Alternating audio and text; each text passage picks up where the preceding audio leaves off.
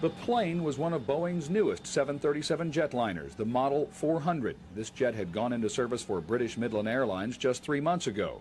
Flight 092 was one of 8 round trips that British Midland makes from Heathrow Airport in London to Belfast, Northern Ireland. About an hour into the flight north of London, the pilot reported engine trouble, a fire in his right engine. He radioed East Midland Airport about 100 miles northeast of London and said he would try to make an emergency landing there. He almost made it, but slammed into an embankment on the M1 motorway just 3 miles short of the runway at East Midland. The jetliner broke in half, cracking open like an egg, which may have saved the lives of many on board because they were able to get out so quickly. Traffic on the M1, England's major north-south highway, was jammed for hours and is now being diverted for tomorrow morning's rush hour. This crash comes only 3 weeks after the bombing of Pan Am Flight 103 that killed 259 people. Sabotage was suspected at first in this crash, but when air traffic controllers confirmed pilots' reports of engine trouble, cause of the crash was no longer thought to be the work of terrorists.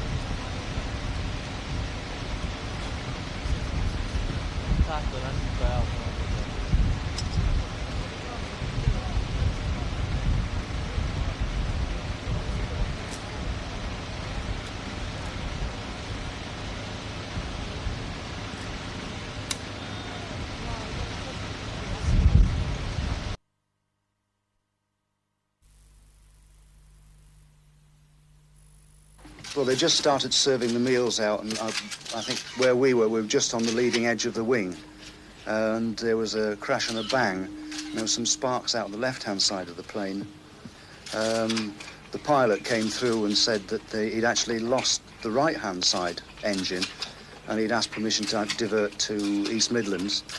As we were descending, you could see the lights, probably Derby or Nottingham, coming up out through the side. And the sparks on the left-hand engine started again. There was a shudder and a bang, and he just said, prepare for a crash landing. And there was a lady next to me who'd been very disturbed, and I shoved her head down so we were in the right position. And at that point we crashed, and I think that's when I picked up the shiner, because I didn't get my head down. What do you remember about the actual impact of the crash? It was just a shuddering crash. Like a massive motor car accident, crunch, blackness, and I was by the emergency hatch. So I quickly could see there was a tree out there, so I knew we were down, and we weren't still up in the air and coming down. So I pulled the hatch, a bit of trouble to start with, before I realised there was a top and a bottom handle. Pulled those, shoved it out, grabbed the lady next to me, and pulled her out. Anything more than I know. Survivors agree there was remarkably little panic on the plane as things began to go so disastrously wrong. So I took out the safety instruction card and I showed it to my wife, and I pointed out to her how she should brace her head and so forth. And I just said to her, well, you know, it could be bumpy, so why don't you do this just to be sure? And then we carried on, and the next thing I saw these flashes of light coming from the window and a bit more turbulence, as it seemed. And I wondered whether or not the engine had started to fire again, or whether this maybe would have been done, I don't know anything about planes, to try and balance up the plane. But not long afterwards, the captain said, prepare for emergency landing, or something to that effect. So we braced our heads, and about 5 seconds, I would have said afterwards, we were down on the ground with a crash, all the lights were out, and we seemed to be at an angle of about 45 with the vertical. And at that time, really, there were a few people moaning in the cabin saying, "Oh, my leg's hurt. Somebody please help me. I think I've broken my leg." But there was no great pandemonium. And I think my worry at that stage was whether or not there would be a fire in fuel tanks. All I remember feeling was the plastic, the debris coming from the roof. I don't really remember seeing anything at I think we must have been out of the plane, and I remember seeing my husband standing. And out of the carnage and the tragedy tonight, there is at least one piece of happiness. 𝗕𝗿𝗂𝗵 was so delighted to be alive that he telephoned his girlfriend in Northern Ireland and asked her to marry him. Well, we've been sort of semi-officially engaged for some years, so I decided after the sort of caper, I'm not beating about the bush anymore. Massive emergency beacons told their own story on the M1 last night. A vivid illustration of the huge casualty evacuation plan underway amid the wreckage of flight BD92. 30 ambulances stood by to ferry the injured to 3 local hospitals. Once on board, those most seriously hurt were given emergency treatment to ease the pain. In casualty departments, off-duty staff hurried in to help their colleagues.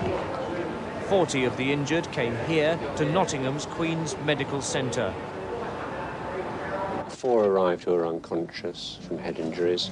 There were only 1 or 2 who were minor injuries, and between that there was a whole range of injuries from serious multiple injuries to individual leg fractures.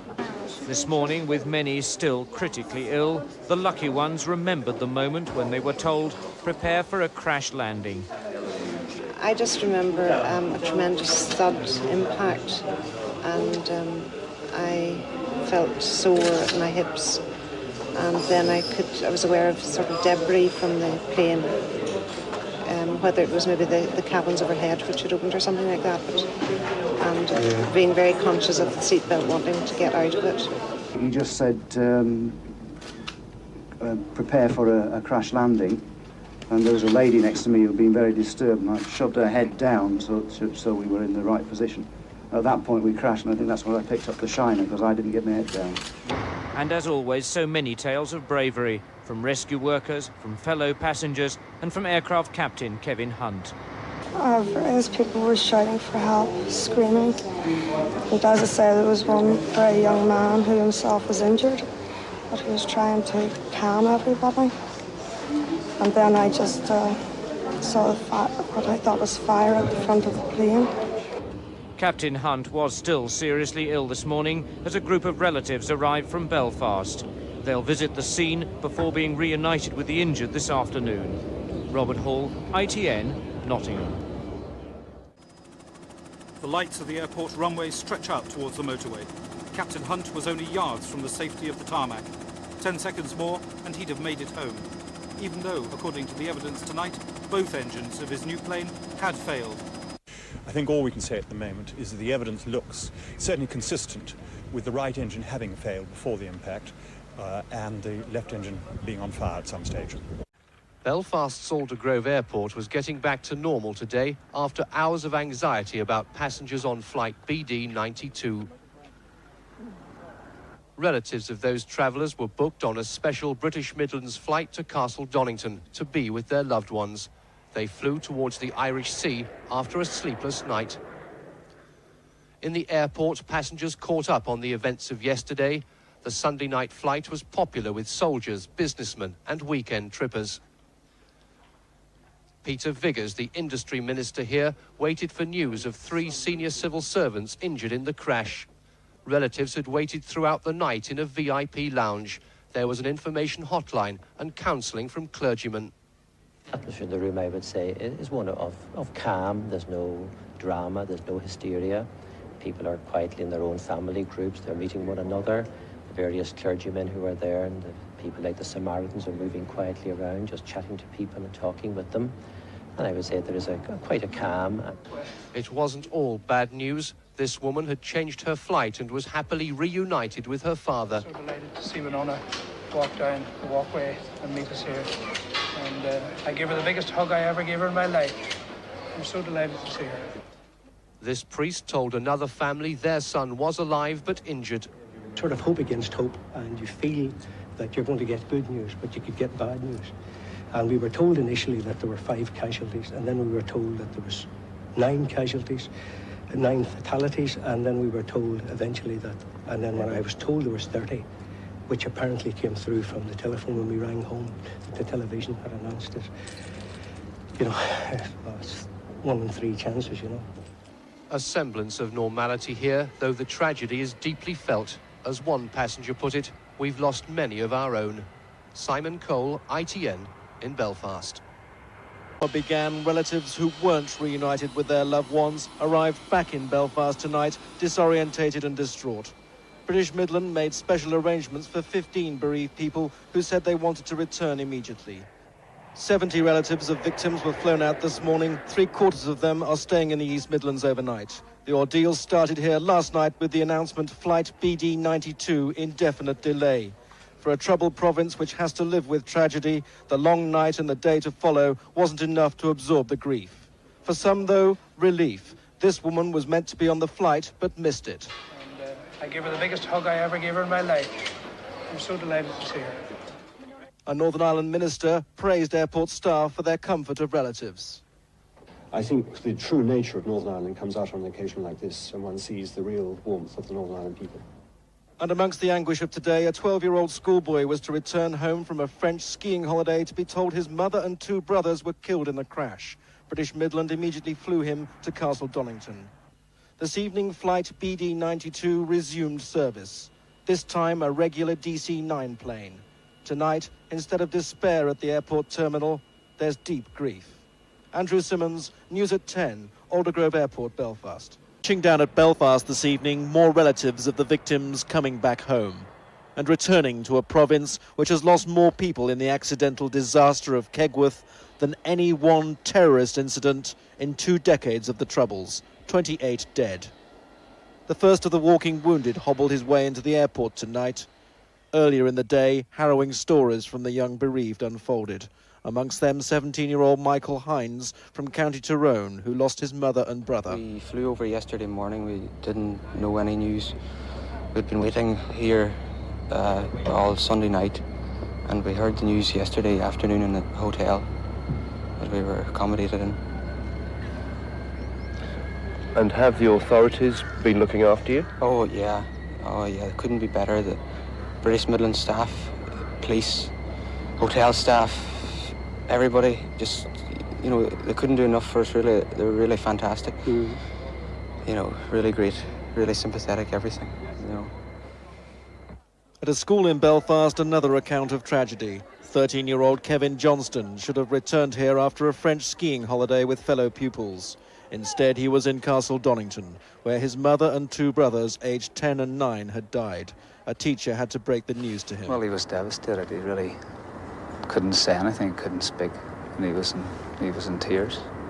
And it was a very emotional, very traumatic situation. Coming back from a trip which he had thoroughly enjoyed, he had a tremendous time.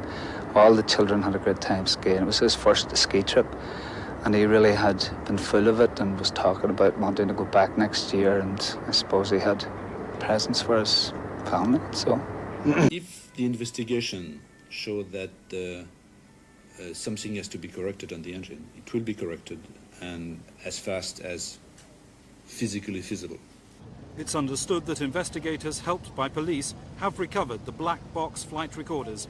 By tonight, experts say they should be well on the way to finding out just what happened to Flight 92. What I can tell you that it was almost a major catastrophe here last night. Had it not been for the people, first of all, in the control tower at Donington, who saw the plane coming in on a low trajectory and guessed that it was going to crash from their experience, they immediately alerted their own emergency services. Those emergency services, the tenders, were actually en route to this scene before the aircraft had crossed the village of Kegworth. And they were here within 3 minutes. There was a small fire. They immediately doused the wings containing the fuel with foam, and that prevented a holocaust in which maybe most people would have perished.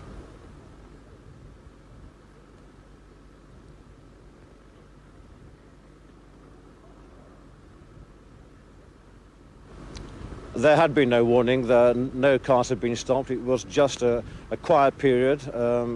maybe it was January, maybe not so many people were out on the road. Had he been in a few months' time in the spring, a nice summer's evening, who knows what would have happened then. That there is a major investigation going on. Everybody wants to know why a state-of-the-art aircraft should fall out of the skies. With me is the Transport Minister, 𝗲𝗄𝗆. That's a question that we need to know. Yes, indeed. How clear are we along those lines? Well, we've only made some preliminary discoveries so far. I've spent some time with my air accident investigators. I think all we can say at the moment is that the evidence looks certainly consistent with the right engine having failed before the impact and the left engine being on fire at some stage. This aircraft was designed to fly on one engine. Indeed. It's a brand new aircraft, less than 500 hours flying time. Why should it fall out of the sky? Well, that's what we've got to discover, isn't it? But I mean, that's, as I say, there looks to have been those engines there was trouble with. Not expected? Of course not. What do you think you've learned from this accident? I think it's too soon to say what we've learned. The investigation is now going on. They've made a great deal of progress already. These are the preliminary findings. I shall keep the House of Commons fully informed and make a statement tomorrow, and as soon as possible we'll announce the findings. Have your experts told you that they totally rule out sabotage? No, nothing's ruled out at this stage, but there's certainly no evidence of sabotage. 𝗲𝗆, thank you very much indeed. Thank you. And now from the M1 at junction 24 in Leicestershire, back to Julia in the studio.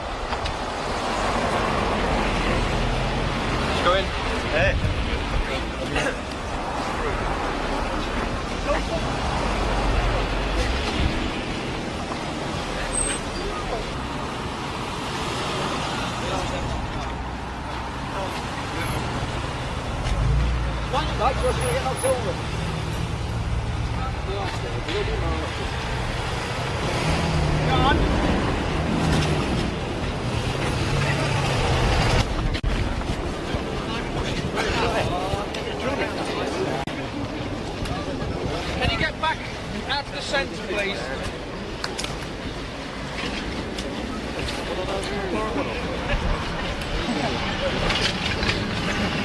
Good boy, come in, come in.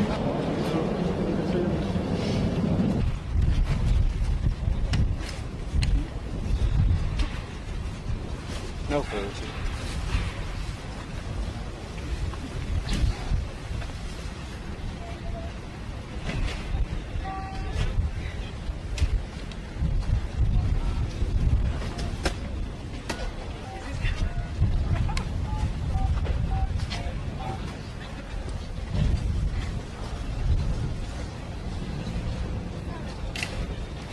Done it.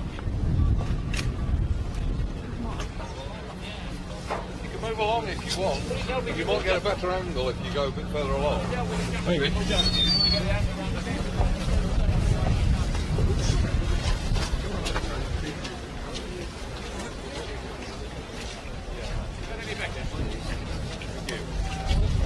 Thanks very much.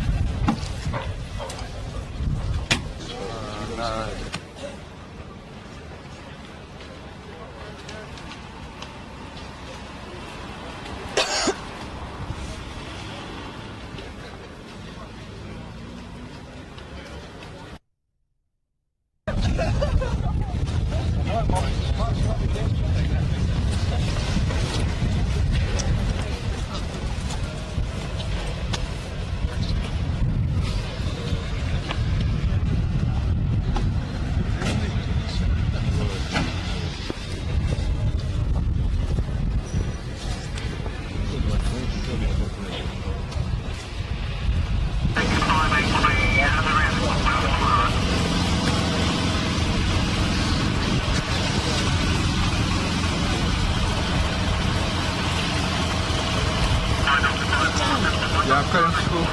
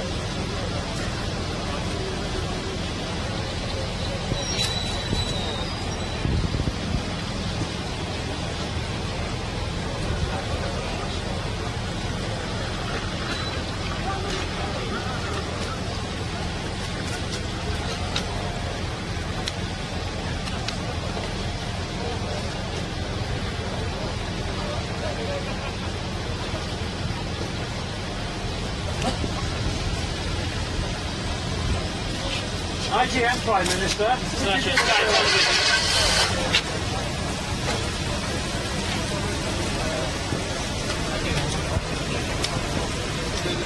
Sky Television. Prime Minister.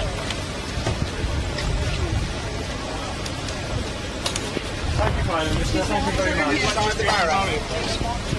Thank you, Mr. Stephen. Sky Television. Can you give us a reaction? IGM Prime Minister, your impressions of the scene. Easy guys, easy. I said on another day, it's even worse when you see it than you can imagine on a picture, because you see it in all its enormity, and you can see much more vividly what happened. Raise your arm, please. I was at number 10 last night when I got the news, and I think we all almost in a state of shock and disbelief, because we just couldn't think that we would have another tragedy like this.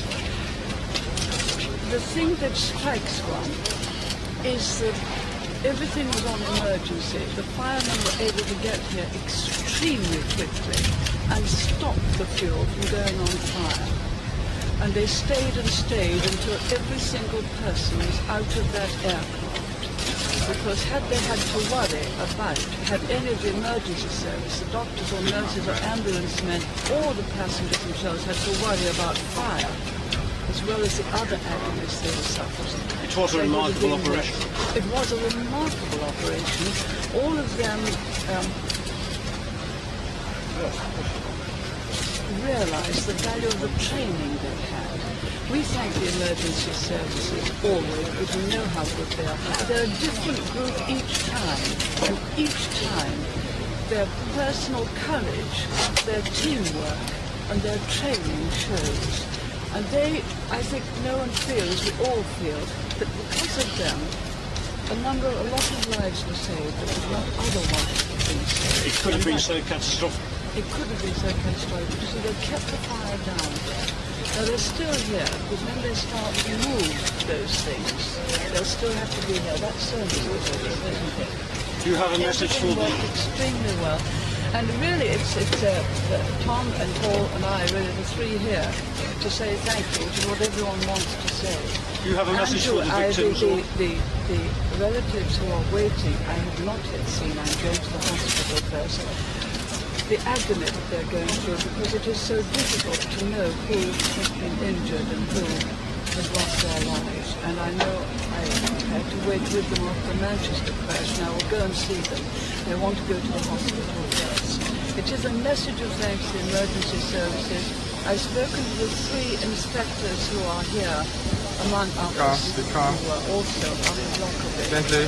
And they are doing everything they can to find out. I think once they are able to get the evidence, they'll be able to know. What is the possible cause for that very grateful to the Prime Minister being here? Prime Minister. Can you get off your back? And the flight recorders of an engine would seem to indicate that there had been some fire or excessive heat outside the flame tube and underneath the aerodynamic casing for the engine.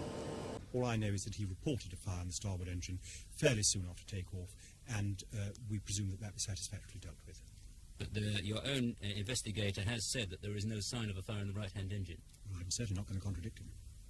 Is it possible that the wrong engine was switched off?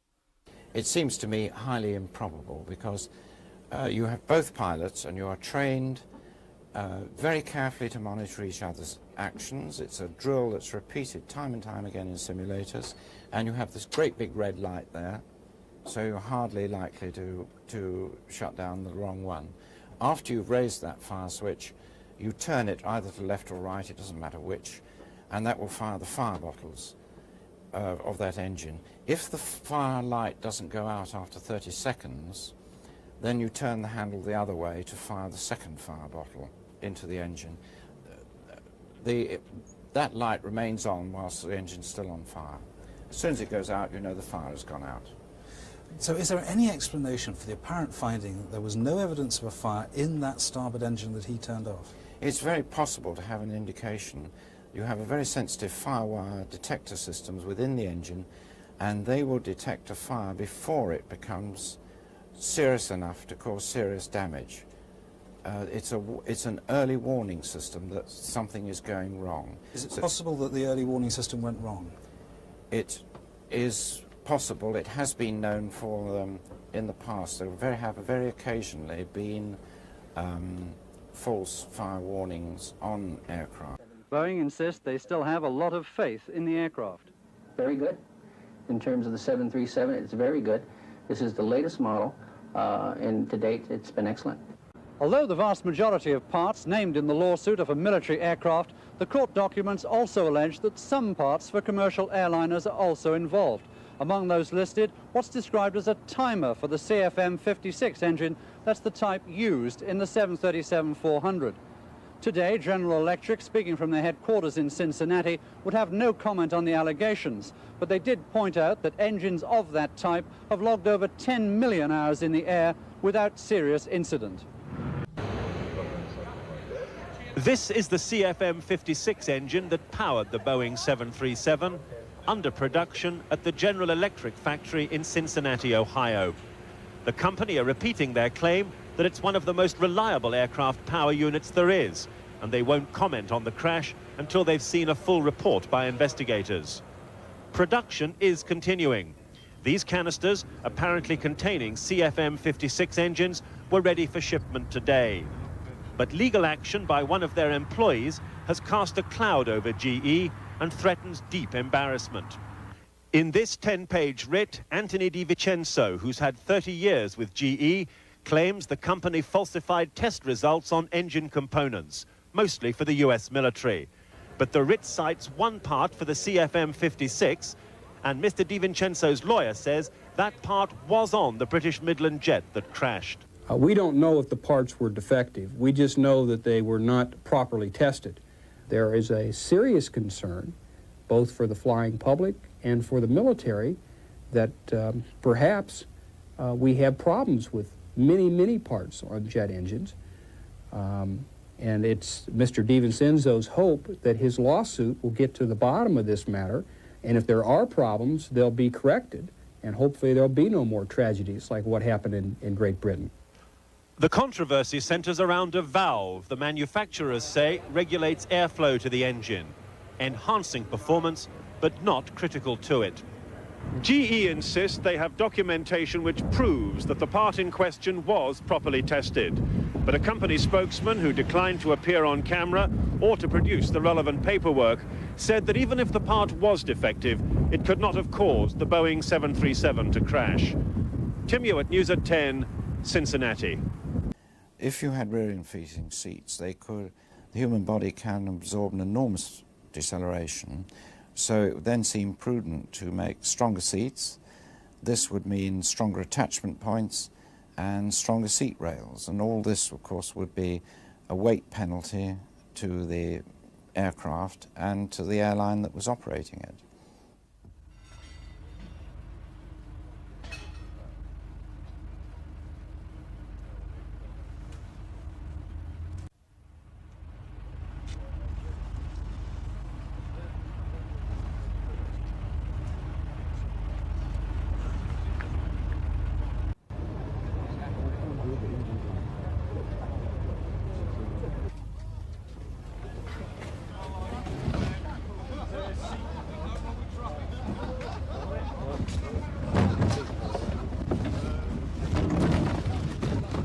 The left engine shows evidence of fire damage, and that is in keeping with certain elements of witness evidence. The right engine, as we see it on site, is in a zero thrust condition, again consistent with shutdown. It's said that this is a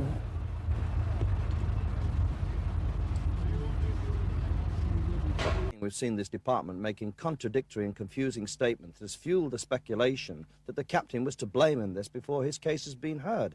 And indeed, the inspector, Mr. 𝗕𝗿𝗶𝗶𝗵, made that statement without consulting the black box flight recorder, without listening to the audio records, or even interviewing the pilot, which clearly fueled the speculation that there was human error. That's quite wrong, and I believe he has prejudiced his position in this inquiry, and I've asked for the Secretary of State, therefore, in those circumstances, to remove him from the investigation of this particular accident.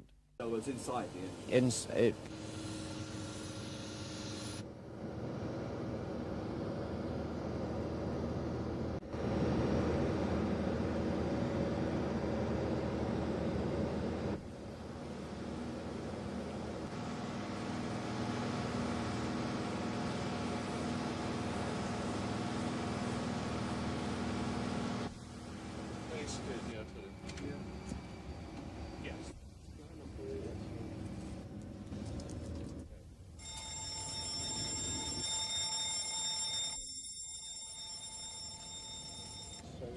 Checking all your...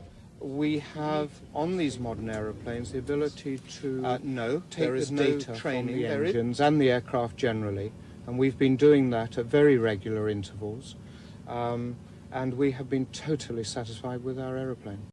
In the cockpit of a grounded 737, Captain David Henry showed us what happens in a fire alarm. Each engine and the auxiliary power unit has its own warning light. It's almost inconceivable the pilot could switch off the wrong engine. The flying pilot would then call for the number 2 pilot on that flight to carry out the immediate actions. These are known and memorized by the pilots. Before he makes any action, he always double checks with the other pilot, the captain, that the control that he's moving is checked and it is the right one. But could the wrong light have gone on, and so the pilot switched off the wrong engine? That could explain why the starboard engine was switched off, although apparently undamaged. Pilots of the new 737-400s undergo rigorous training to deal with emergencies. On board Air UK's new 737, one of the planes grounded on Monday after the M1 crash, Captain David Henry explains the drill.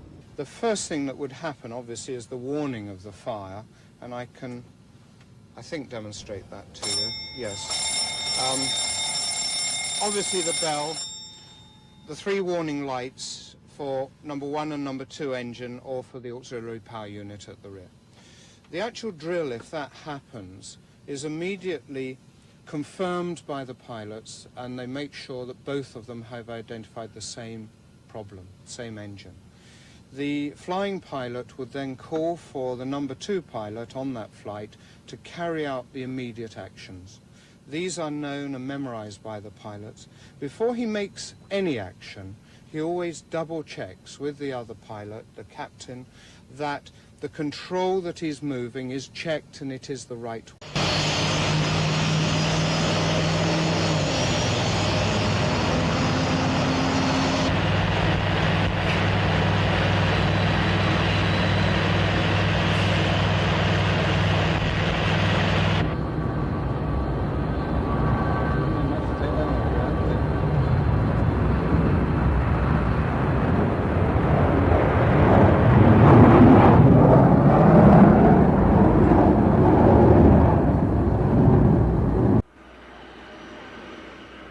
There are 205 Boeing 757s in service, and the Federal Aviation Administration has given American Airlines 72 hours to perform safety checks on the 119 operating in the United States.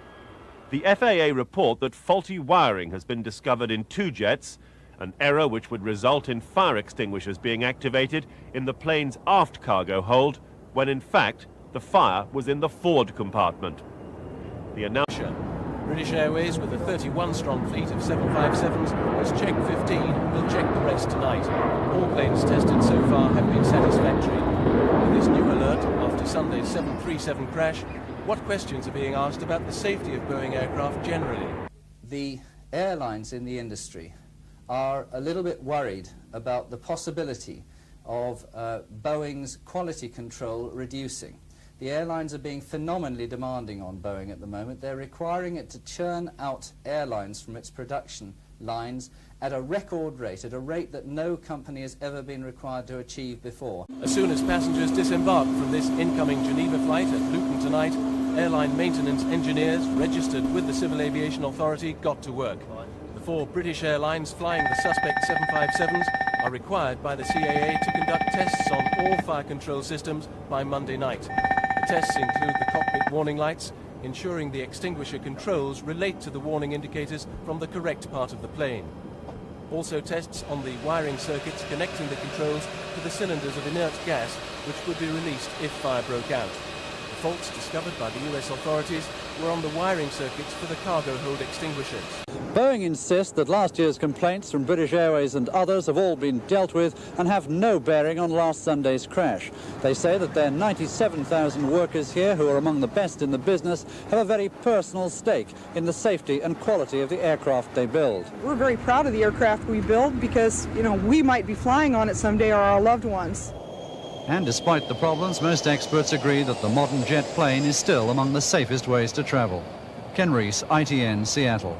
Japanese airlines found problems in the fire detection system in a new 747, and a total of 12 new 767s were found to have faulty systems. Boeing insists that all those problems have now been eliminated. Last year, British Airways joined the complainers, writing to Boeing to list a catalogue of problems from... ...by British Airways, the other by Japan Airlines. Tim Ewart, ITN, Washington. The M1 crash last year seemed to be unfounded. The plane involved was the same, a 737-400 series, but there are major differences in the engines whose failure led to the M1 crash. In June, the Civil Aviation Authority grounded all 737-400s after cracks were discovered in the fan blades of the engines. They insisted on major engine modifications before the planes flew again. It mystifies experts as why the safety procedure for aborting takeoffs apparently didn't work at LaGuardia. It may sound very facile to say it, but this aeroplane shouldn't have gone off the end of the runway. Reason for that is this: every single takeoff that happens everywhere has a decision speed calculated before it. If whatever goes wrong before that decision speed, you abort, you slam the brakes on, you stop. If it goes wrong after the decision speed, you take off, carry out a circuit, and land again safely. The decision speed is calculated so that you do not go off the end of the runway. It had been raining hard enough to stop flights at LaGuardia last night, and experts speculate that could have been a crucial factor in explaining why the pilot couldn't stop. What the industry's worried about is that during the whole 10 years of the 1980s, safety overall has hardly improved at all. The improvement is infinitesimal, it's tiny. Then you go looking for a cause, and primarily it seems to be human error of some kind, and above all, pilot error. The modern flight deck, where everything is presented to the pilots on television screens, including all the calculations that they used to have to make in their own heads, in these modern cockpits, it is literally not understood whether they make pilots in the end safer or less safe, or more efficient or less efficient.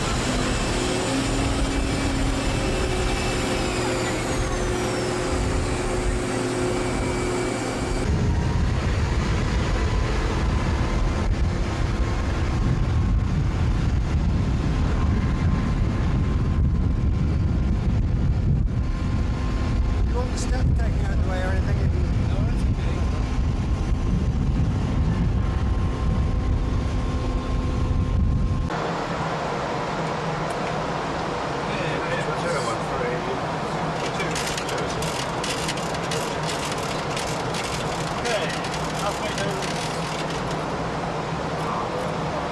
5-9. Proceed. Good morning, Golf 120 Mike Charlie, down out looking. Hey Mike Charlie, the Belfast is 1002, call rejoining.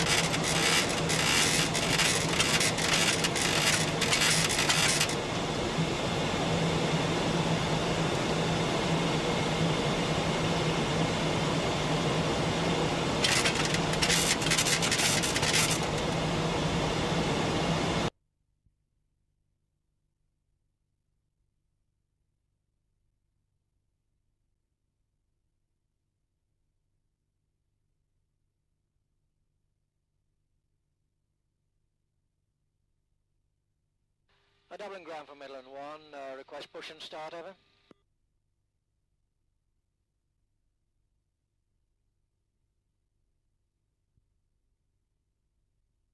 Midland 1, it's Dublin.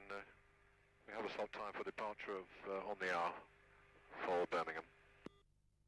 Hi, Roger, Midland 1, and we'd request clearance push and start, over. Roger, clear to push and start, Midland 1. Midland 1.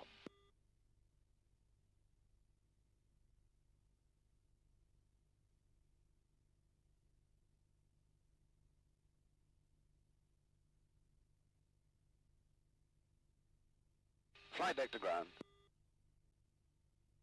Go ahead, Captain. Can you confirm all the doors are closed? Affirmative, all doors are closed. Roger.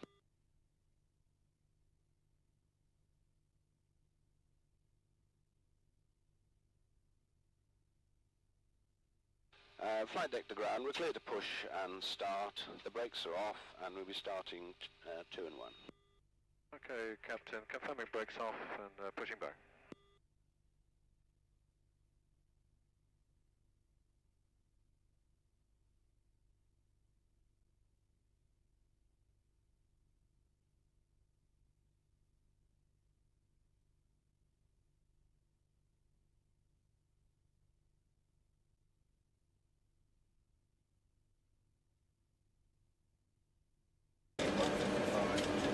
Maintain VREF 15 plus 5 knots minimum of final approach. Anti-ice has required. It's going in the car now. All the pilot is out. We have a hydraulic. Hydraulic is on. Pilot is reading 0. You've got an A system failure. Okay. So I'll just continue this and come straight out. Okay? Yeah. Air conditioning, pressurization is set. Don't require additional go around thrust. I take it, rotate for now. Altimeter instruments are still 60 on 1014. N1 IAS modes are set. Switch inhibited. Go around procedure is to accomplish a normal go around procedure. It's /1. Maintain VREF 15 plus 5 knots to flat retraction altitude. Limit maintain up to 15 degrees until reaching VREF 15 plus 15 knots. Okay. Accelerate flat swan maneuvering speed prior to flat retraction. That's right. Have a look at the hydraulic problem.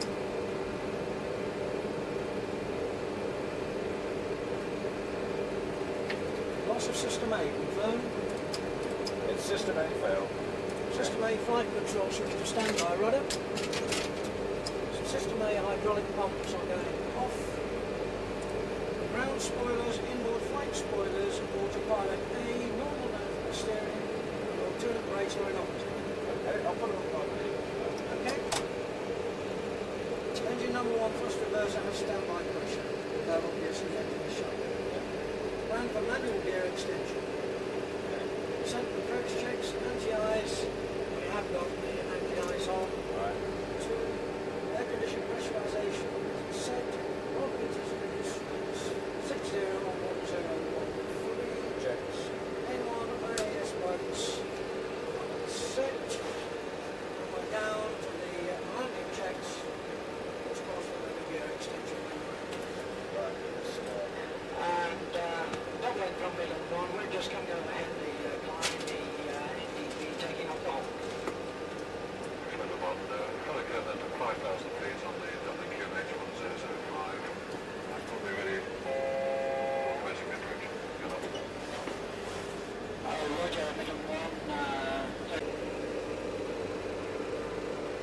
hydraulic checklist. Confirm loss of System A. Check. System A flight control switch standby rudder. System A hydraulic pumps off. Ground spoilers, inboard flight spoilers, autopilot A. No drill steering and alternate brakes are inoperative. Engine number 1 thrust reverser has standby pressure, but the number 1 is shut down. Plan for manual gear extension. Okay. Descent and approach checks. Anti-ice as required. Air conditioning pressurization is set. Altimeters and instruments 3,750 on 1005. N1 indicated airspeed buttons are set. And that's a descent and approach check complete. Right. Down to the landing checklist with manual gear extension. Flaps 1. Running. Yep. I've got 1,000 there. 1,000. Identify through these eggs.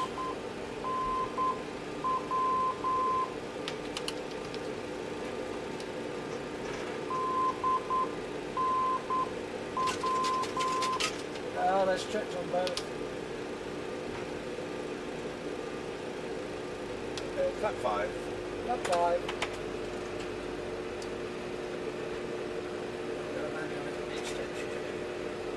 Yeah. Maybe that's start checking about.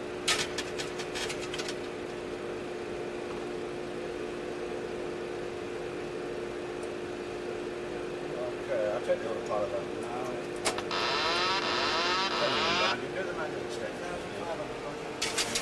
Doubling middle 1, we're passing Delta, maintaining 2,500 feet, call you established.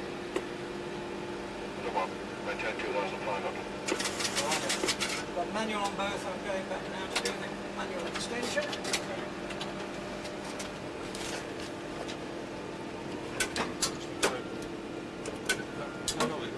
Hold it there, Ron, hold it. Let's get this crap out of the way, it's mine. Okay. Just let me know when you want to go ahead. Okay.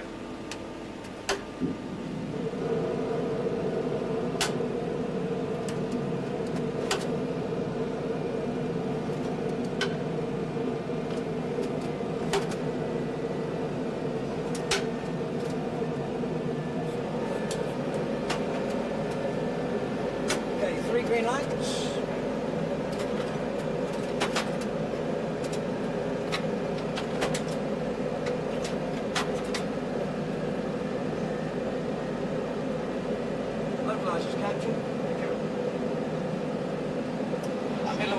Localizer established in Mel. Middle 1, call Dublin car now, 118.6. 118.6, good.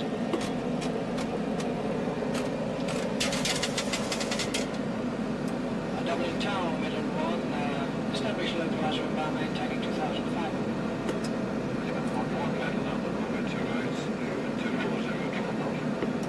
Roger, Middle 1. Okay, the landing check's coming out. Manual gear extension has been completed. We have 3 green lights. Landing gear lever down. Start switches are on. Recall. Yes. Yes. Checked. Speed brake. On green light. Landing gear down in 3 greens. And holding at flaps 5.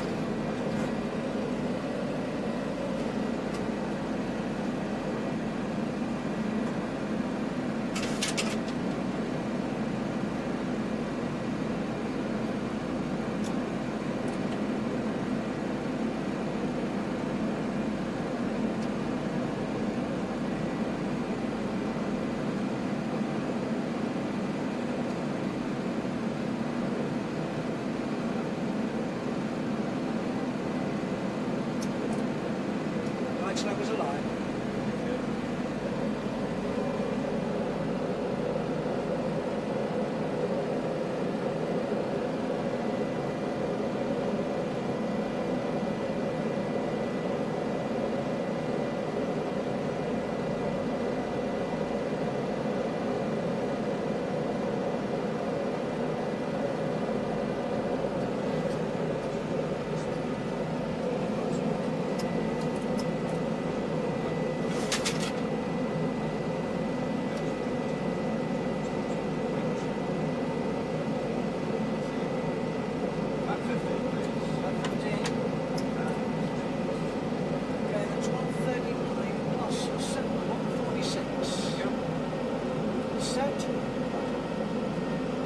Right, slow capture. 5,000 feet altitude again. Altitude is set. Mountain marker height is 1550.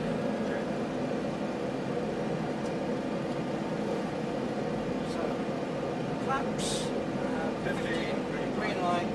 Your landing checklist is complete.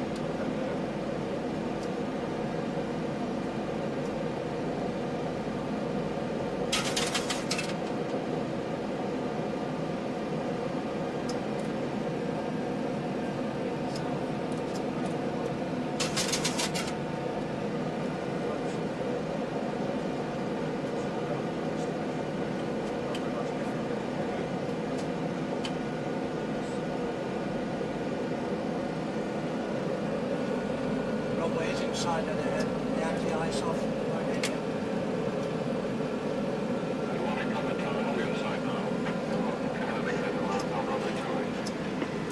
Roger. We're just going to put that out. Check the side swing.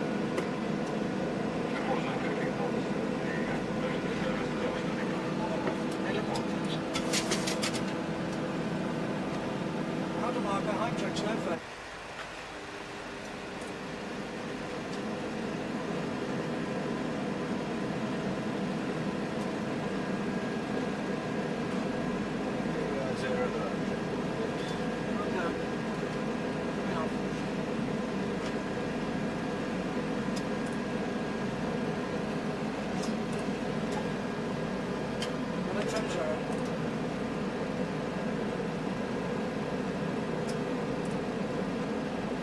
Above server.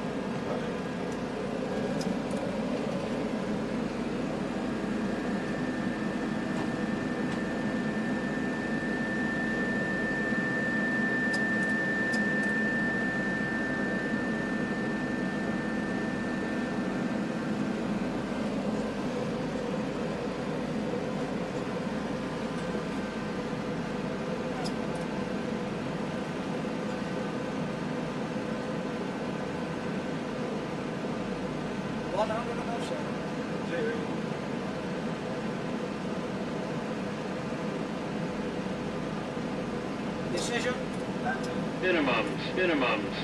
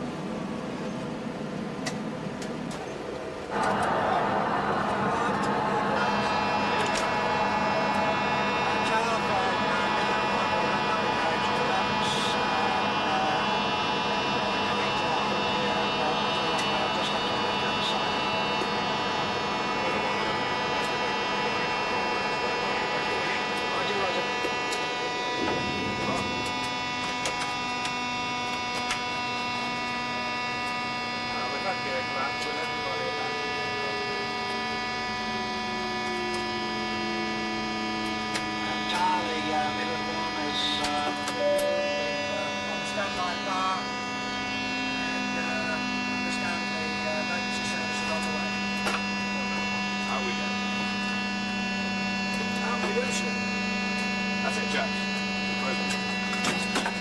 Everybody out.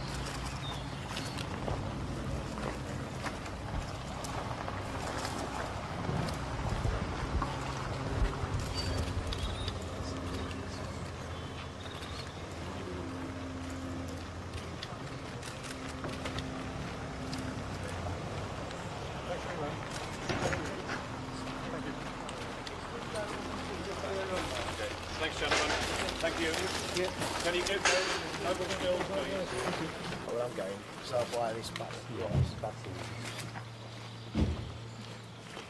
Right. Been waiting to do this for years. Been waiting to do it for years. Are you well? Do you?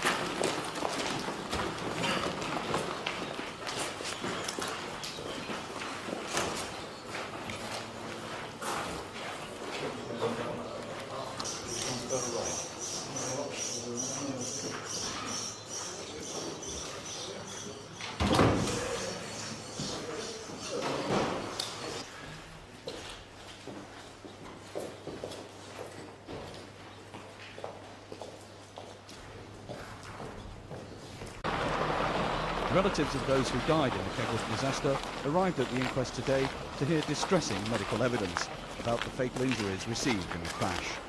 Details of all 47 post-mortems are being read out at the temporary coroner's court at 𝗵𝗂𝗄𝗆. Also heard evidence from passengers who survived the accident, like Noel Kelly, a building worker who can never now return to his trade. The coroner read. After the crash, he helped a woman clear of the wreckage, then went back to help rescue others. That was the worst bit. To actually see people struggling to get clear or people not moving at all. That's my most lasting memory. There was some metal thing in the way to stop me getting in off the banking into the cabin, pulling at that one. And I remember cutting my hand. And there was a fireman who arrived then and said that, you know, you're not doing any good, why don't you go down the bank? The Kegworth co-pilot, David McClellan, returned to the coroner's inquest today and heard some surprise evidence from a fellow British Midlands pilot. On that flight, also to Belfast, there was no accident.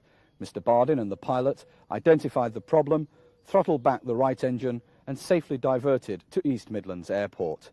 Mr. McClellan sat in the court. Air Commodore 𝗵𝗂𝗶𝘂, one of the pathologists, gave evidence that shoulder restraints might have prevented serious injuries and perhaps fatalities. He said, in general, the better restrained you are, the more severe the impacts you can withstand without injury.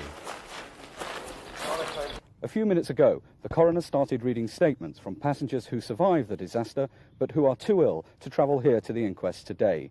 They describe confusion and fear on the plane as the pilot announced that he'd closed down the right engine, while passengers looking through the windows could see sparks and fire in the left engine. Lawrence McGuinty, ITN, at the Kegworth inquest.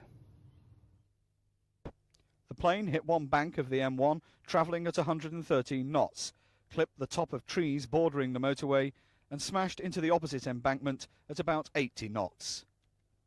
Most of the passengers who died were in two areas of the plane, where it broke and jackknifed into 3 pieces.